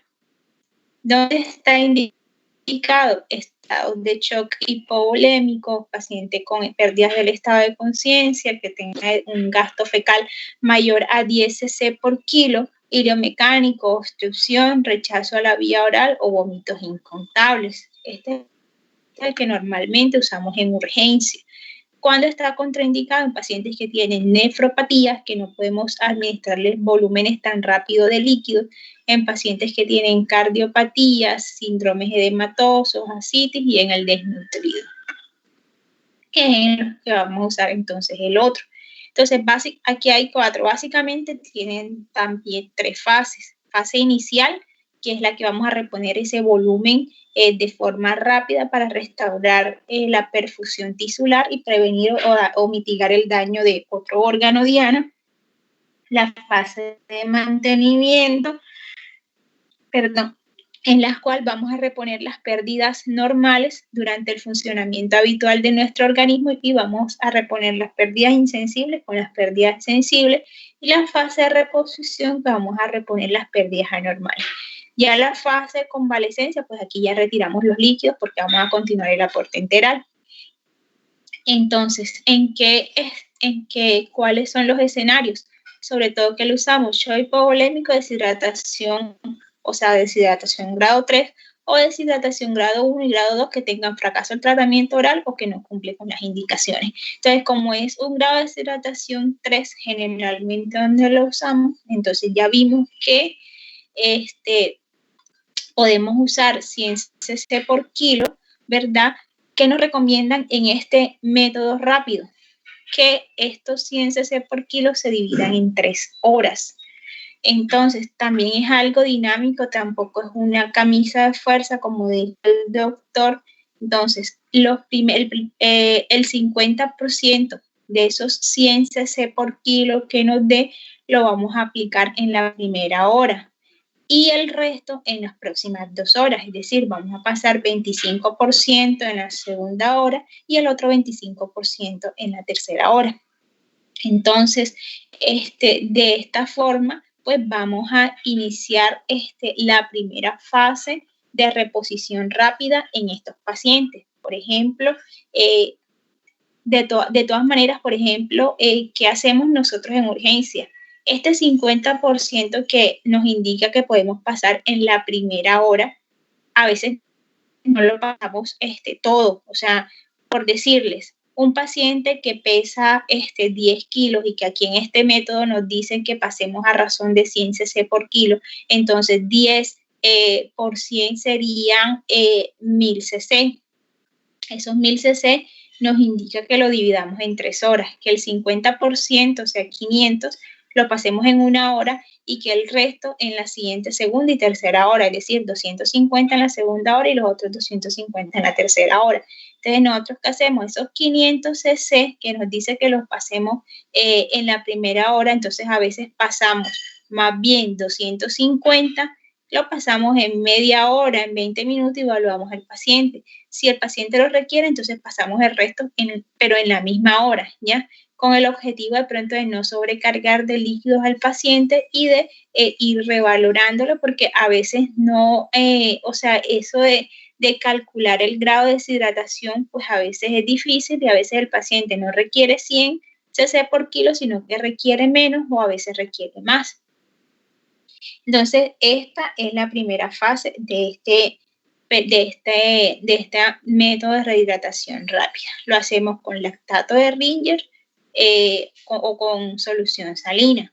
Evaluamos el paciente, funciona en este tiempo, en esa hora, en esas 3 horas, el paciente debe mejorar su estado de hidratación. Entonces, ¿qué pasa? Debe desaparecer los signos de deshidratación, debe desaparecer el enostalmo, la mucosa debe estar húmeda, debe desaparecer el signo de pliegue cutáneo, debe haber diuresis con orina clara y recuperación del peso previo del paciente. En la segunda fase, que es la fase de mantenimiento, vamos a calcular los líquidos teniendo en cuenta según el método de Holiday, según el peso que tenga el paciente. Y en la tercera fase vamos a reponer esas pérdidas que tenga el paciente por vómitos, por deposiciones, así igual que en la que ya expliqué anteriormente. Podemos reponer 10 cc por kilo si el paciente tiene diarrea o 2 o 5 cc por kilo si el paciente tiene vómito, si tolera vía oral y si no, esto también se lo podemos colocar intravenoso. Y otra forma es haciéndolo a 50 cc por kilo día. Entonces, vamos a hacer un ejemplo porque a veces así es más fácil de entender. Entonces, un paciente que pesa 15 kilos, que acude al servicio de urgencia y que tiene un shock hipovolémico, entonces, ¿cómo vamos a hacer esa rehidratación rápida? Se calculan 100 cc por kilo, serían 1500 cc. Este es el volumen con el cual vamos a hacer esa expansión de vascular en ese, o sea, que vamos a recuperar la volemia de ese paciente para mejorar la perfusión hacia los diversos órganos. Ya, o sea, aquí no están incluidos ni los líquidos de mantenimiento o por Holiday, no. Esto es lo primero que vamos a hacer en las primeras 3 horas, como nos indica este plan de rehidratación rápida. Entonces, estos 1500 cc que nos dio, el 50%, que son 750, lo pasamos en 1 hora, el 25% en la segunda hora y el resto, que es el otro 25%, en la tercera hora. Sin embargo, pues no es una camisa de fuerza, no tiene que pasarle los 750 cc así como tan estrictamente en 1 hora. Si quiere le puede pasar la mitad en 30 minutos, revalora el paciente, si ve que no mejora, que todavía tiene signos de deshidratación, puede pasarle el resto en los siguientes 30 minutos y evalúa si requiere el otro 25% y evalúa si requiere el otro 25%. ¿Por qué? Pues estos pacientes son dinámicos y cada niño es diferente. Y puede que respondan solamente con lo primero que le pasamos. ¿Hasta aquí claro? Sí, doctora. Sí, doctora. Sí. Bueno, entonces esta es la primera fase. Ya saben, lactato de Ringer o solución salina. Viene el paso 2. Entonces, en el paso 2 vamos a calcularle los líquidos de mantenimiento. Ya ustedes saben que los líquidos de mantenimiento, ahí sí vamos a usar dextrosa en agua destilada al 5% y que a esos líquidos le debemos agregarle los electrolitos, sodio y potasio según los requerimientos pues, de ese paciente. Entonces, como es un paciente que pesa 15 kilos, le corresponden 100 cc por los primeros 10 kilos, serían 1000 cc, ¿verdad? Y por los siguientes 5 kilos que le restan serían 50 cc por esos 5 kilos que serían 250. Entonces, en total, ¿cuál es la tasa hídrica para esas 24 horas? 1250 cc en 24 horas. Entonces usted divide 1250 entre 24 para que nos dé por hora y nos daría 52 cc hora. Entonces debemos dejar escrito dextrosa en agua destilada, pasar a razón de 52 cc hora por bomba de infusión. Y a eso pues agregarle los electrolitos como ya les había explicado anteriormente.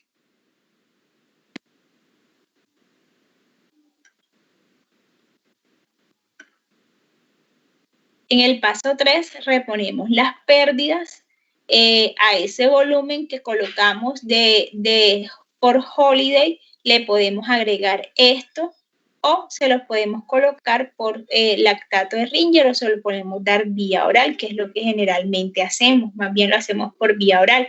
Entonces, ¿qué colocamos o qué hacemos? Por ejemplo, el paciente pesa 15 kilos.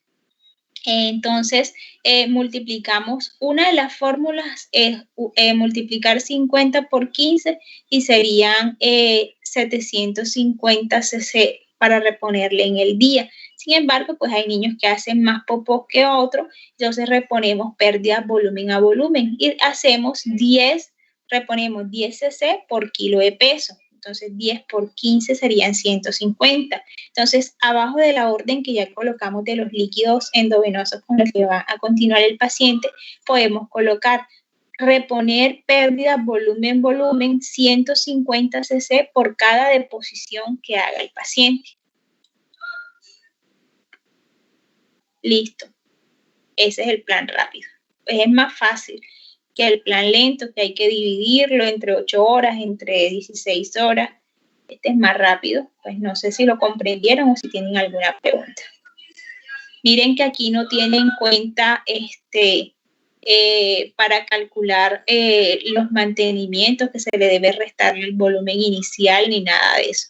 Solamente calcula el volumen de mantenimiento y lo divide entre 24 horas, porque inicialmente ya hicimos la reposición de los líquidos de forma rápida. Y calculamos a 100 cc aquí al principio porque se supone que este es un paciente que tiene un grado de deshidratación grado 3.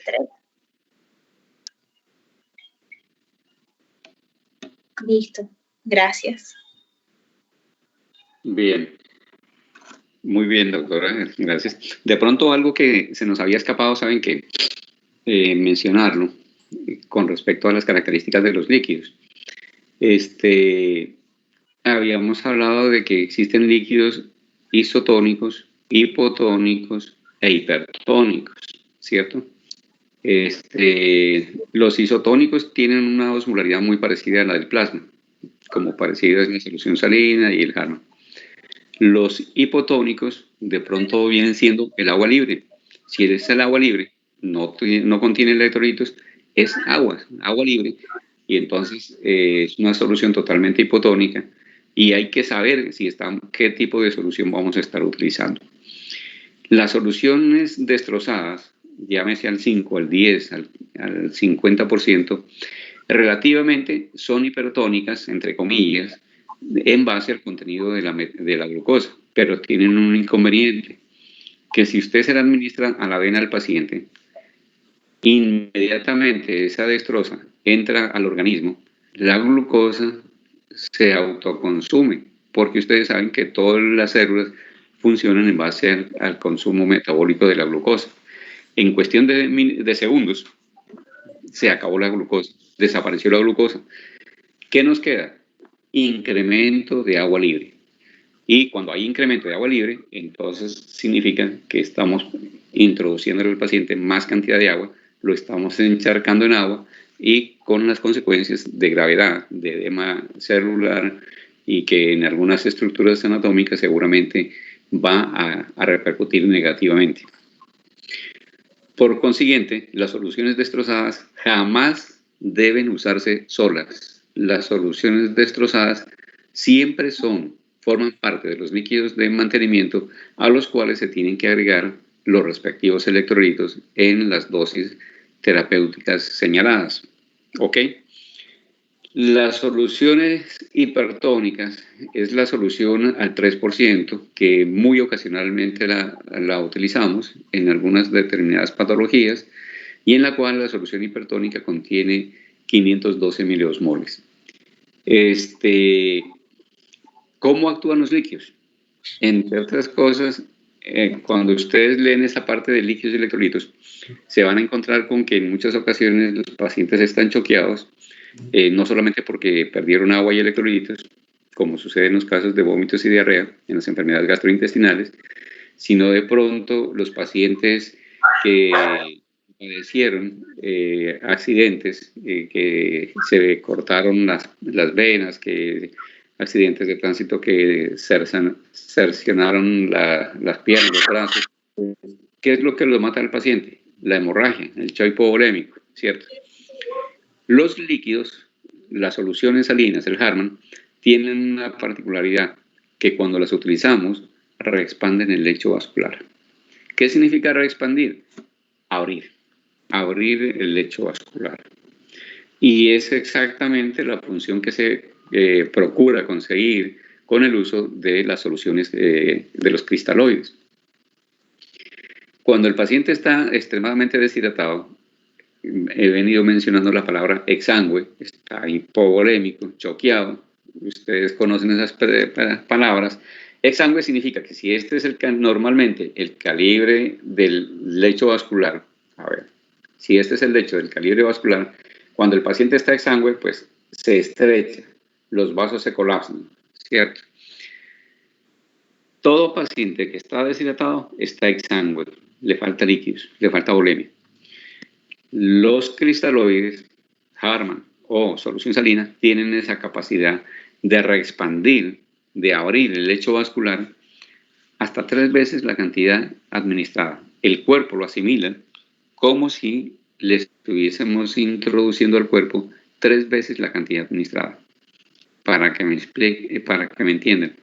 Si yo hago el cálculo de 50 cc por kilo de peso, aparentemente es un volumen moderado, pero el cuerpo, en primera instancia, tan pronto le estamos colocando a la vena 50 cc por kilo de peso, el cuerpo lo está asimilando, se reexpande bruscamente y el cuerpo lo asimila como si se trataran de 150 centímetros por kilo de peso. Eso tiene una vida media, ¿sí? Transitoria, que puede durar media hora, puede durar 2 horas, 4 horas, 6 horas, depende de la etiología que lo haya descompensado al paciente. Es importante que lo tengan presente estos datos, porque dependiendo de eso, pues nosotros vamos a poder rehidratar, rescatar, o lo podremos sobrecargar al paciente también. Los cristaloides tienen una vida media aproximadamente que va de 8 a 12 a 24 horas, dependiendo la etiología que lo haya descompensado al paciente. Pero en esos pacientes que mencionaba, que están perdiendo volemia por accidentes de tránsito o lo que sea, pierden mucha sangre, entonces es probable que de entrada esos pacientes van a necesitar sangre, ¿cierto? o sus derivados plasmáticos para tratar de compensar y mantener una volemia adecuada que garantice el normal funcionamiento de las diferentes estructuras anatómicas. Pero si no tenemos sangre, si no hay un banco de sangre a disponibilidad, o como en este momento hay escasez de donantes, entonces no hay sangre. ¿Qué podemos utilizar? Los cristaloides. Los cristaloides nos van a servir para reexpandir el lecho vascular en los casos de extrema urgencia, ¿sí?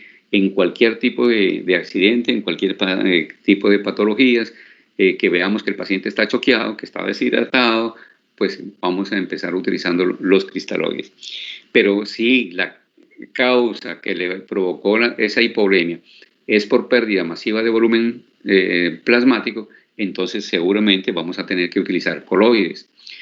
De los coloides existen coloides naturales y coloides artificiales.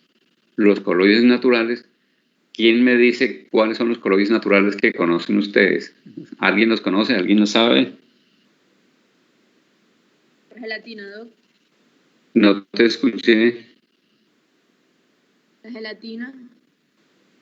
La gelatina, ¿ese es un coloide natural? Por favor, la albúmina y el plasma.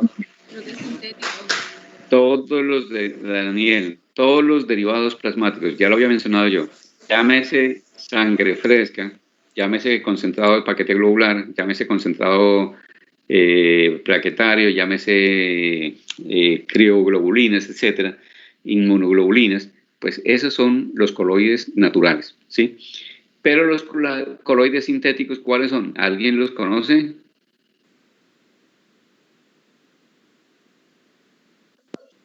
La destroza, profesor. Ese es cristaloide. Las destrozas, todas las destrozas, llámese destroza en agua, al 5, al 10, al 50, ya solución salina, Harman, esos son cristaloides.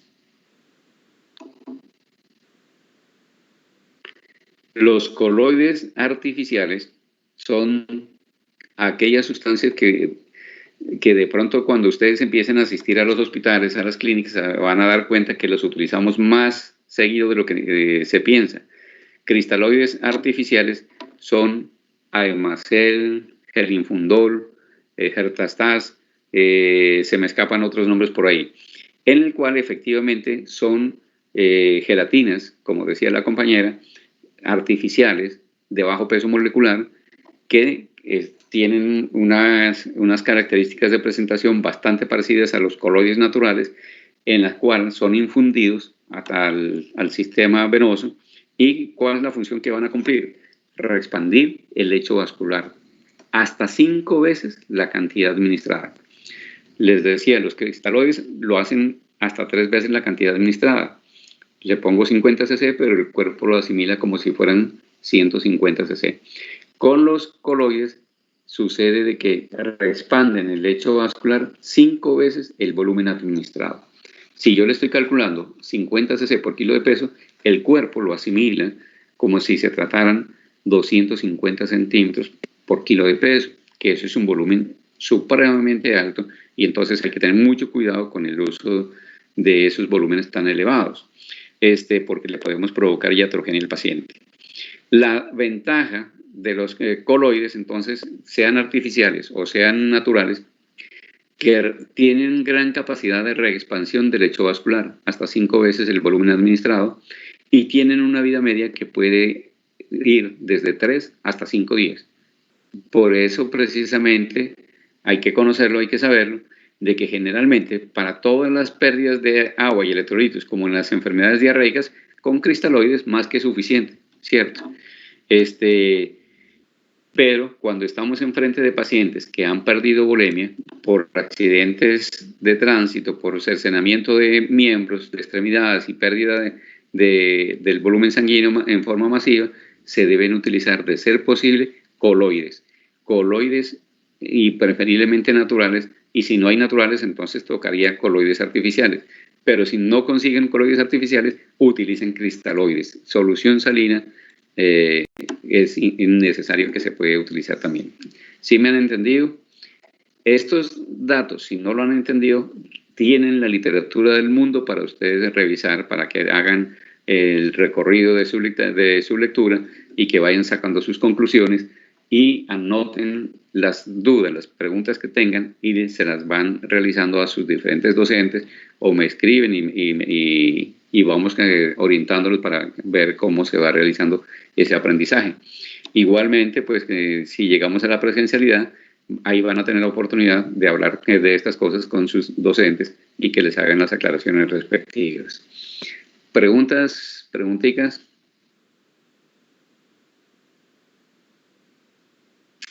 Elibel, hoy no te he escuchado. Sí, doctor, aquí estoy. Ah, bueno. No me has preguntado nada hoy. No, doctor, está claro. Ah, bueno, ¿quién más? ¿Alguien que tenga más preguntas? No sé si lo va a hacer. María Patricia, dime. Que usted me había dicho que hiciera lo de Kahoot, pero no sé si lo va a hacer. Ah, bueno. Podemos hacerlo. De inicio, por favor. Lo ¿Usted único revisa? es que creo que nada más permite 50 personas. Voy a mirar, a ver. A ver. Uh-huh.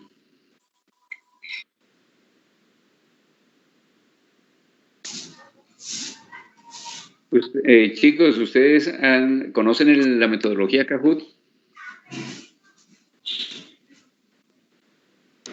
Sí, señor. Un juego. Sí, ¿verdad? Ya lo han utilizado en algunas ocasiones. Vamos a intentar hacerles unas preguntitas para mirar a ver qué tan concentrados están y cómo han captado lo que se les ha explicado. Angie Pamela, ¿tienes un niño ya grande? No, ese bebé no es mío. Prestadito. Es una niña.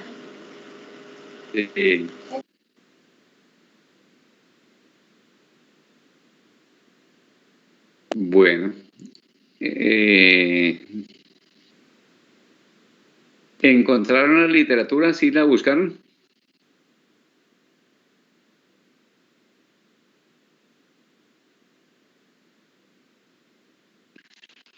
En todo caso, este fin de semana, entre hoy y mañana, procuraré, si no es al aula virtual, procuraré por lo menos a Teams pasarles parte de la literatura para que vayan revisando, ¿ok?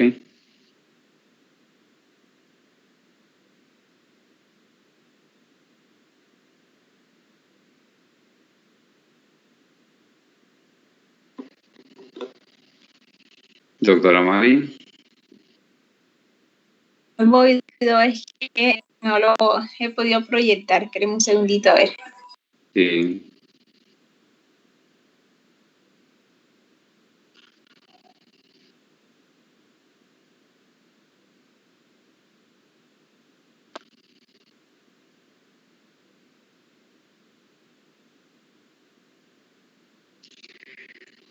A mí no me gusta quedarme en silencio. Entonces, lo más importante de todo, dentro de los planes de hidratación, el plan de hidratación que ustedes van a utilizar a diario, muy seguramente va a ser el plan A de rehidratación. Plan A de rehidratación que consiste en reponer la cantidad de líquidos que el niño ha perdido, bien sea por vómitos o por diarrea. Angie Pamela, que está con la niñita, por ejemplo, si la niña empieza con vómitos, con diarrea, y no está, la revisas y no tiene signos de deshidratación, entonces tú dices, bueno, le voy a reponer una necesidad basal de líquidos. Le puedes calcular 50 cc, le vas a dar por la toma. Cada vez que vomite, cada vez que ensucie, le das 50 cc. O puede ser una manera más práctica, un volumen más exacto, 15 cc por kilo de peso, ¿sí? Por toma, por vómitos o por diarrea. Cada vez que vomite, 15 cc por kilo de peso. El volumen calculado, si pesa 10 kilos, multiplican por 15, 150 cc. Son 150 centímetros cúbicos. 150 centímetros cúbicos son 5 onzas, porque cada onza contiene 30 centímetros cúbicos. Entonces ustedes de pronto dirán, ¿será posible que el niño se alcance a tomar esa cantidad en media hora, en una hora? Créanme que sí se lo toman, van a ser capaces. Bueno, parece que ya, Doctor, doctora, sí lo veo. tiene usted la palabra. ¿Sigue? Ya ven el Kahoot. Sí. Bueno, allí se observa el número del PIN del juego y pues deben conectarse con el celular y introducir este PIN para iniciarlo. Solamente son 5 preguntas.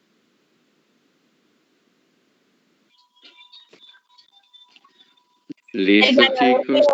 doctor, Perdón. ¿qué le va a entregar al ganador?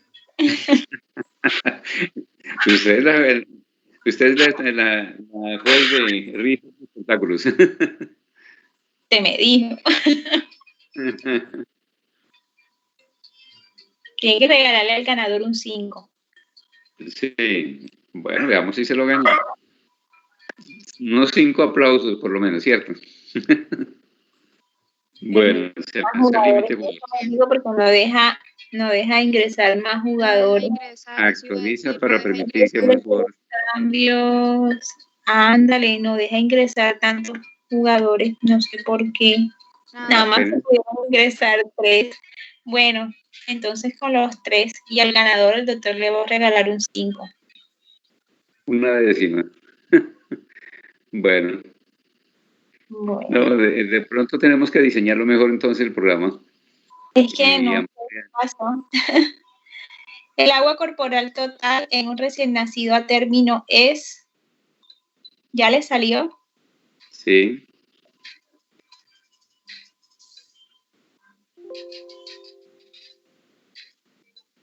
Falta uno. Falta uno por responder.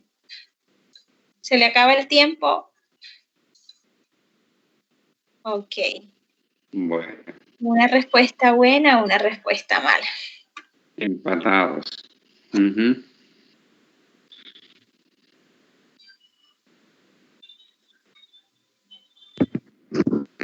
O sea, no sé, no me salió la pregunta en ningún momento. Yo no, tampoco. Aquí en la pantalla.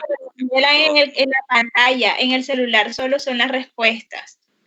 En la pantalla en el niño a término la tasa de filtración glomerular es aproximadamente 39 mililitros minuto.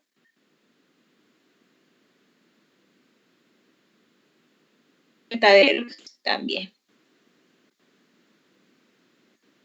Ganando Daniel Arrieta. Muy bien, Daniel. Buenas.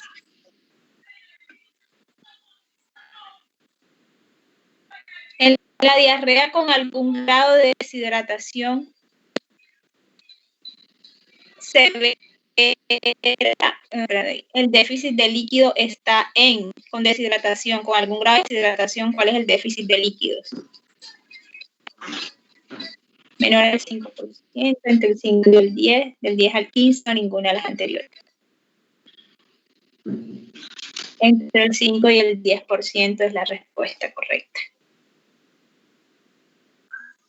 Va ganando Daniel Arrieta. Uh-huh. Y la última, signos que diferencian deshidratación grave, o sea, que hacen más hacia deshidratación grave que algún grado de deshidratación son letárgico, inconsciente, ojos hundidos, bebe ávidamente con sed, ahí son correctas. La B, bebe ávidamente con sed. Letárgico e inconsciente. Eso es lo que más diferencia al paciente severo con algún grado de deshidratación.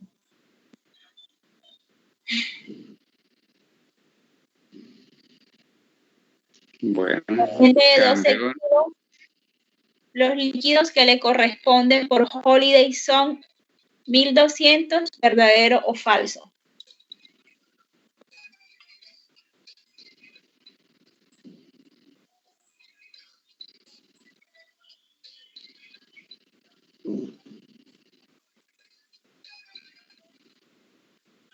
una respuesta buena. Lo están pensando mucho. Ganó Elías del Valle. No. ¿Verdad? ¿Quién ganó? El podio es para Daniel Arrieta. Daniel fue el que tuvo mejores respuestas, más respuestas. Muy bien. Bien, Daniel. A los tres por su participación, perfecto. Es dinámico. Esperamos para las siguientes charlas tener perfeccionado el capítulo. No sé por qué no pudieron ingresar los demás, pero bueno. Ok. Bueno, quedamos ahí, chicos.